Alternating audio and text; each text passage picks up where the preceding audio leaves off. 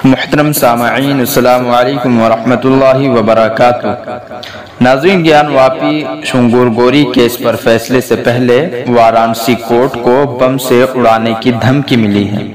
नाज़रीन, ये बहुत बड़ी खबर है। खबर एजेंसी भारत टीवी 9 वर्ष ने यह खबर अपनी वेबसाइट पर शाये की है। आपको बता दें कि वाराणसी कोर्ट को बम से उड़ाने की धमकी मिली है। ये धमकी भरी कॉल बीते गुरुवार 29 सितंबर को लखनऊ में सीएम आवास पर आई है। ज्ञानवापी केस पर फैसले से पहले वाराणसी कोर्ट को बम से उड़ाने की धमकी मिली है।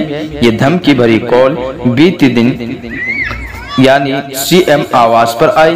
बताया जा रहा है कि आधी रात को 5 कालिदास मार्ग सीएम आवास पर आई धमकी भरे फोन की ड्यूटी स्टाफ ने रिसीव किया था। धमकी देने वाले से ड्यूटी स्टाफ ने पूछा, कहां से बोल रहे हो? पूछते ही कॉलर ने फोन काट दिया।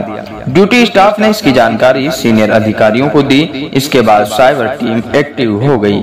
लखनऊ पुलिस ने वाराणसी पुलिस को भी इस मामले की जानकारी दी है। वाराणसी पुलिस ने कोर्ट सुरक्षा बढ़ा दी है। मोबाइल नंबर ट्रेस करते हुए साइबर टीम वाराणसी के एक सब्जी व्यक्ति के पास पहुंची।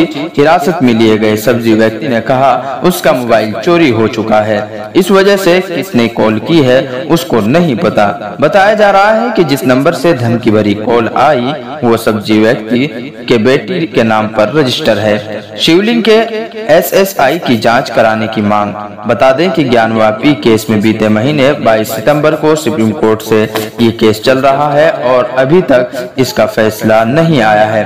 फैसले से पहले ही ये धमकी मिली है, लेकिन ये धमकी आखिरकार पुलिस फोर्स जो है वो तैनात भारी पुलिस फोर्स तैनात कर दी गई है और कुछ सबूत भी मिले हैं।